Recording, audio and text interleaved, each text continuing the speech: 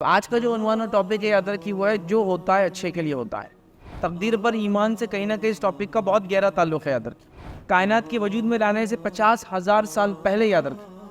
اللہ تعالیٰ نے جو کچھ ہونے والا تھا وہ تمام چیزیں یاد رکھیے لکھ دی ہے۔ یاد رکھیے اور اللہ کے تعلق سے اچھا گمان، حسن ظن، یہ اللہ کی عبادت ہے کہ یاد رکھیے۔ تو ایک مومن جو ہے یہ بات طے کر دیتا ہے کہ جو کچھ اس کے ساتھ ہوتا ہے وہ اللہ کی طرف سے اور وہ اس کے خیر کے لیے۔ یاد رکھیے جس دور سے جیسے حالات سے ہم گزر رہے ہیں، لوگ چھوٹی چھوٹی چیز پر جزا اور فضا کر بیٹھتے ہیں،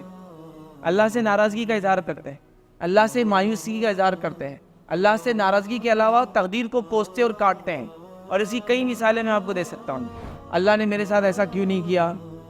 میری آنکھ ایسی کیوں نہیں بنائی، میری ناک ایسی کیوں نہیں بنائی،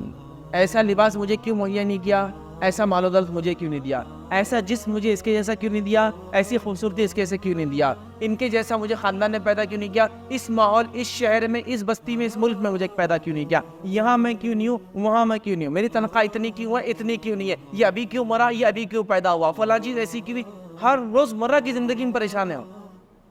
کوئی چیز میں ان کو اللہ کی حکمت، مشیت، اس کا پلان نظر نہیں آ رہا ہے کہ ہر چیز میں اللہ کی مرضی کو تلاش کرو، ہر چیز میں اللہ کی حکمت کو دیکھو۔ جو ہو گیا ہے فیوچر کی ایک سے ایک پلاننگز کرو آپ، کوئی مسئلہ نہیں، لیکن ہونے کے بعد اگر مگر فگر یہ مت کرو۔ دعا مانگنا ہمارا کام ہے،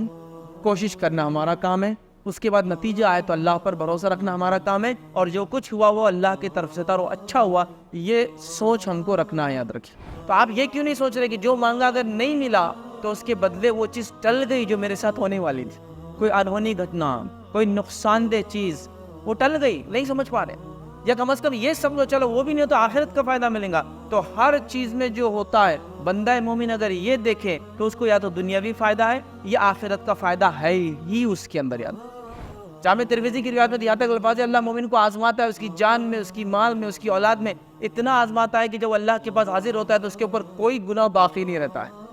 وہ سن لیس جاتا ہے اپنے رب کے پاس، کامیاب ہو کے چلا جاتا ہے۔